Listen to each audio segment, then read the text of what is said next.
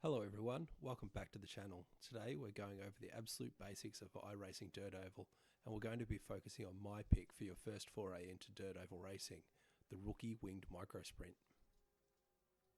So what is the Winged Micro Sprint? Well, the Winged Micro Sprint, or as it's called here in Australia, the Formula 500, is a small, lightweight, open-wheel dirt car with a small wing over the front tyres and a pretty big wing on top. Those wings create downforce, which helps plant the car into the track, minimising slide and helping you keep corner speed up. They're twitchy little cars, and they're pretty fast for their size. They reward small, smooth inputs, particularly on the pedals. If you drive them aggressively, they'll bite back pretty quickly. For both Linear and Limaland, which are the two tracks the Rookie Series visits, you want third gear, and only using it in second for the start and when you'll have to slow down or get back up to speed from a spin or an accident. It's important not to get the winged and the wingless micro sprints mixed up. They both have rookie races on free tracks, and while the wingless micro is basically the same car but without the wings, they drive very differently, with the wingless being much more aggressive animal to tame. There is also outlaw versions of both these cars, which have a C license series, and once again, are the same cars but with the engines turned up to 11. The number one rule in dirt racing: your right foot steers the car just as much as your hands do.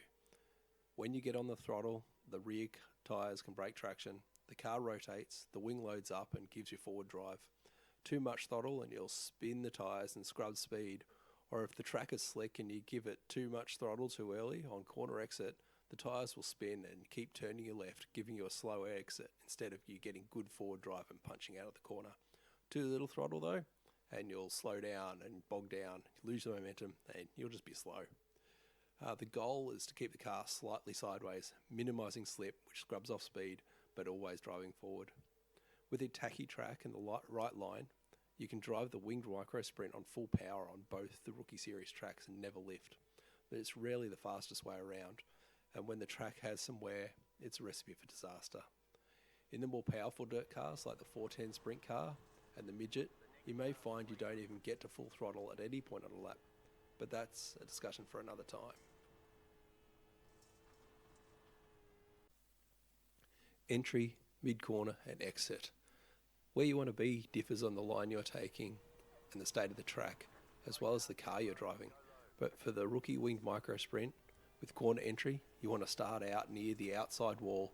You want to lift a little while turning for the corner and be around 50 to 80% throttle depending on the track and track state. You want to let the car settle in on your intended line through the corner. You'll be surprised how late you need to turn in to get the best line through the corner, as you want to prioritise getting straightened up as soon as possible on your exit. In bigger, faster cars, a small dab of brake may help rotate the car, but you don't want to overdo it. I've found that this isn't needed in the micro sprint at all, unless you're entering really low with a car on the outside. For your mid-corner, you want to balance that throttle. You want controlled wheel spin. You're not doing a full burnout. Unless the track is slick, you can get back to full throttle pretty early in the winged micro, as you have all that lovely downforce. For corner exit, you'll want to feed the throttle in smoothly. As the wing loads up, the car will straighten and launch down the straight. Smooth is fast, jerky inputs equal disaster. So what racing line should I be running on dirt ovals? Well, unlike asphalt, dirt changes constantly, and it wears over time, even over the course of a race. iRacing also starts each session with a differing state of wear, so don't expect a pristine track with lots of grip every time. The dullish part is the grippy part, and the black shiny bit's called the slick and it's slippery. You'll also get loose dirt up top, which also has less grip. You want to be staying on that dullish part as much as you can. So regardless of the track state, you should try and get up close to the wall in the straights though, so you can open up the corner. The only reason when you're not going to do this is when you're protecting the inside line, so it's harder for another car to get on your inside and overtake you. Going into that though, slide jobs and overtaking a hole is probably more in depth than we want to get into in this beginning video. So in the corners, generally you'll see the bottom line. That's the shortest distance around the track. It's good for when the track's tracky. You always want to try to run this in the micro sprint whenever you can. The midline can come in sometimes though, as the bottom wears out, so you have to move up a car's distance up off the bottom. The top line, well, that's where you can carry a lot more momentum, and it can be faster as the track slicks off. But it's also a good line to run to let faster cars through safety when you're being lapped. In the micro sprint though, it's rarely going to be the fastest way around. But you need to watch where the grip is. If the bottom gets shiny and slick, Start searching high. You may also need to move your corner entry and exit lines based on the track conditions. As a general rule, you want to be keeping at least one side of your car off the slick. Once again, there's a lot of nuance to this, and a more in-depth than a beginner video needs to go into. With the wing micro, it isn't always true though, as running through the slick and on that lower line can still be quicker than running around the top, just because it's so much shorter around the bottom and the overall speed difference between running the top and the bottom isn't that much with the wing micro. Alright, let's talk about qualifying. Like most series in iRacing, you get an out lap and then 2 time laps to set your qualifying time. This is your time to be fast and precise, as qualifying position can mean a lot in these cars. You get a quick practice before the qualifying, and it's the right time to go and find what line to run in qualifying. That said, when there are several rookies in the race, qualifying may be important to get the win, but it isn't as important as racing cleanly and smartly to ensure you finish on the lead lap. There will be car contact and crashes, so racing smart can get you a lot of free positions. Alright, so you've qualified, now it's on to the start. The start's vital, as that first couple of laps is where a lot of places can be gained or lost. Starts are a rolling start with 2 rows of cars doing 2 pacing laps before the green. Once the pace car's off the track, the pole sitter, that's the car in the front of the left row, has control and can choose when to guess up and get going. They may go as soon as the pace car is off, or they may wait until they're nearly at the flag. It's up to them. In some ways, being in second is the hardest place to start, as you can't cross the start-finish line before the pole car, as you'll get a black flag, but it's hard to see the car beside you and when they go, so you can easily get left behind, as the cars behind you can clearly see when that pole sitter goes.